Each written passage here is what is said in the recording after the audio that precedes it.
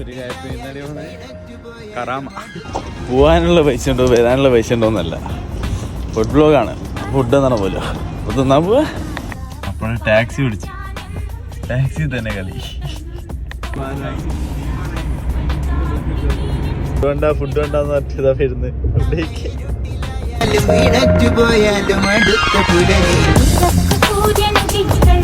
ഇതാണ് Dubai fly. അങ്ങനെ food bloggers എടുത്തി ഹറാമയിലെത്തി. ദുബൈയുടെ എന്താ പറയുക, ചരിത്രങ്ങൾ ഉറങ്ങി കിടക്കുന്ന ഫുഡ് സിറ്റി. ഓരോ ഷോപ്പ് കാണുമ്പോൾ അബീബ് ഇത് വേണ്ട ഇത് വേണ്ട ഇത് വേണ്ടെന്ന് പറയുന്നത്. എനിക്ക് ലാസ്റ്റ് ഒതുങ്ങി പുത്ത ഷോപ്പ് കൊണ്ടാക്കി ഏറ്റവും ഇവിടെ പോന്ന അബീബ.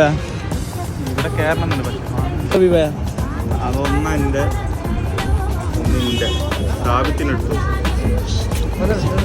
മുട്ട മുറിക്കാണ്ട് കൊണ്ടോന്നായി. അവന് പിടിച്ചിട്ടില്ല. ഇതെന്താ ഇതല്ല പറഞ്ഞേ, എന്താ ഇത്? ആരാ ഏട്ടാ? നമ്മുടെ ആരാണ് ഏട്ടാ? കുറേ ദിവസത്തിന് ശേഷം ഇതാ പിന്നെ നമ്മൾ നല്ല ഫുഡ് കഴിക്കാൻ വന്നു.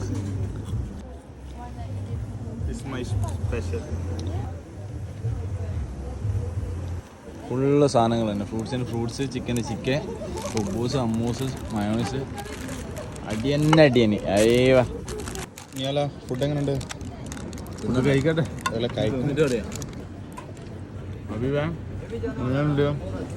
നല്ല സ്പൈസി ആട്ടോ, കിട്ടില്ല.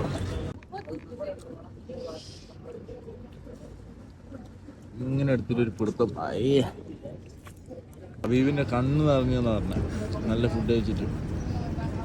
ഇപ്പൊ കീച്ച കയറുമ്പോ ശരിയാവും. കറാമയാണ്. അതിനും വരുന്നില്ല എന്ന് പറഞ്ഞു. നമ്മളെല്ലാം കൊട്ടെങ്കിലും ബാക്കിയുണ്ട്, ഓരോ കൊട്ട പോലും ഇല്ല. ഹബീബേ സലാഡ് മസ്റ്റാ. വേറെ നിനക്ക് അല്ലേ? വണ്ടി നമ്മക്ക് വേണ്ടി വെയിറ്റ് ചെയ്യാം.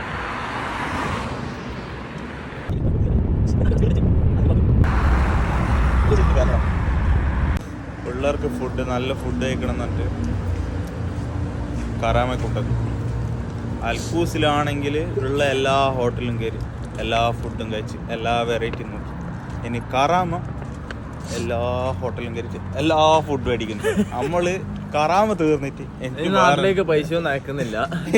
ഫുള്ള് തിന്നിട്ട് ബ്ലോഗ് മാത്രം മുന്നോട്ട്. ഓക്കെ, ഇനി നാളെ വേറെ ഷോപ്പ്.